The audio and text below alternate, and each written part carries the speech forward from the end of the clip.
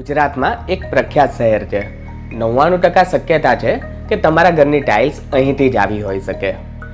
આ શહેર તેના બિઝનેસ માઇન્ડસેટ માટે જાણીતું છે અને તેનું નામ છે મોરબી. આ શાંત શહેરમાં મણિ મંદિર નામનું એક પ્રખ્યાત પ્રાચીન મંદિર છે. આ મંદિરની અંદર અનેક હિન્દુ દેવી દેવતાઓની મૂર્તિઓ સ્થાપિત છે. દાયકાઓ સુધી તો બધું બરાબર ચાલ્યું, પરંતુ એક દિવસ મંદિરની બાજુમાં ધીમે ધીમે એક દરગાહ ઊભી થઈ ગઈ, મોટા પીરની દરગાહ. જ્યારે હિન્દુએ વાંધો ઉઠાવ્યો ત્યારે મુસ્લિમોએ તેને દૂર કરવાનો ઇનકાર કર્યો અને ભીડ ભેગી કરવાનો ડર બતાવવા માંડ્યા. મામલો પહેલા નીચેલી કોર્ટમાં અને બાદમાં હાઈકોર્ટ સુધી પહોંચ્યો. છેવટે ડિસેમ્બર 2025માં જ્યારે હાઈકોર્ટે મુસ્લિમોને રાહત આપવાનો ઇનકાર કર્યો, આખરે ત્યારે જઈને એ અવૈધ દરગાહ દૂર કરવામાં આવી. એ પછી મુસ્લિમોએ આદત મુજબ ધમાલ કરી.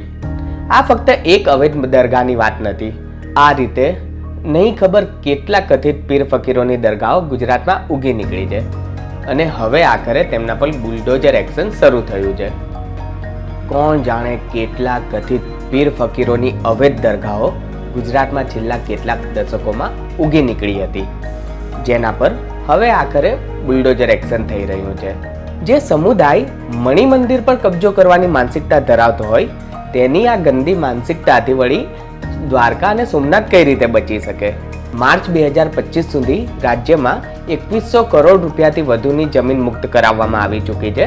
12,000થી વધુ અવૈધ ઢાંચાઓ સમતલ કરવામાં આવ્યા છે. અવૈધ મસ્જિદો પર એક્શનના વિઝ્યુઅલ્સ પણ સામે આવ્યા છે.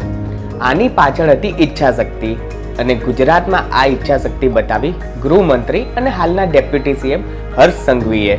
તેમણે કોઈ પણ પ્રકારના ડર વગર આ કાર્યવાહીઓના વિડીયો પણ મૂક્યા અને સાફ જણાવી દીધું કે આ કાર્યવાહી બંધ નહીં થાય.